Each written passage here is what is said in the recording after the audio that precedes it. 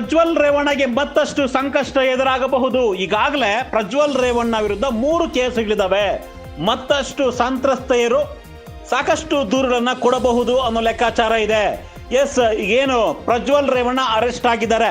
ಪ್ರಜ್ವಲ್ ರೇವಣ್ಣ ವಿರುದ್ಧ ಈಗ 2 ಅತ್ಯಾಚಾರ, 1 ಲೈಂಗಿಕ ಕಿರುಕುಳ ಕೇಸ್ ಇದೆ. ಇದೀಗ ಅರೆಸ್ಟ್ ಆಗಿರುವಂತಹ ಬೆನ್ನಲ್ಲೇ ಮತ್ತಷ್ಟು ಕೇಸ್ಗಳು ದಾಖಲಾಗಬಹುದು.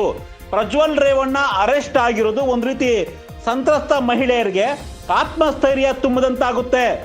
ಈಗಾಗಲೇ SIT ವಿಶೇಷವಾದಂತಹ ಒಂದು ಸೆಲ್ ಅಂತ ಸಂತ್ರಸ್ತೆಯರಿಗಾಗಿ ಅವರೇನು ದೂರು ಕೊಡಬಹುದು, ದೂರವಾಣಿ ಮುಖಾಂತರ ತಮ್ಮ ನೋವನ್ನ ದೂರನ್ನ ಹೇಳಬಹುದು ಅನ್ನೋ ಒಂದು ಲೆಕ್ಕಾಚಾರವಾಗಿ ಒಂದು ಸಹಾಯವಾಣಿಯನ್ನು ಕೂಡ ತೆರೆದಿತ್ತು SIT.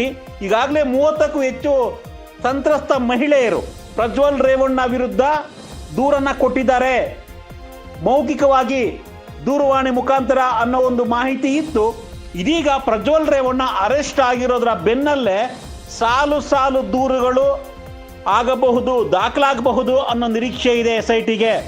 ಯಾಕಂದ್ರೆ ಇಷ್ಟು ದಿನ ಎದುರ್ತಾ ಇದ್ರು, ಏನಾಗುತ್ತಪ್ಪ ಮುಂದೆ, ಪ್ರಜ್ವಲ್ ರೇವಣ್ಣವನ್ನ ಅರೆಸ್ಟ್ ಮಾಡ್ತಾರಾ ಇಲ್ವಾ, ನಮಗೆ ಮುಂದಿನ ದಿನಗಳಲ್ಲಿ ಕಾಟ ಕೊಡಬಹುದಾ, ಈ ರೀತಿಯಾದ ಸಂಶಯ, ಒಂದು ರೀತಿ ಭಯ ಇತ್ತು. ಆದರೆ ಪ್ರಜ್ವಲ್ ರೇವಣ್ಣ ಅರೆಸ್ಟ್ ಆಗಿರೋದ್ರಿಂದ ಈಗ ಆ ಭಯ ಕಿಂಚಿಂತ ದೂರ ಆಗಿದೆ.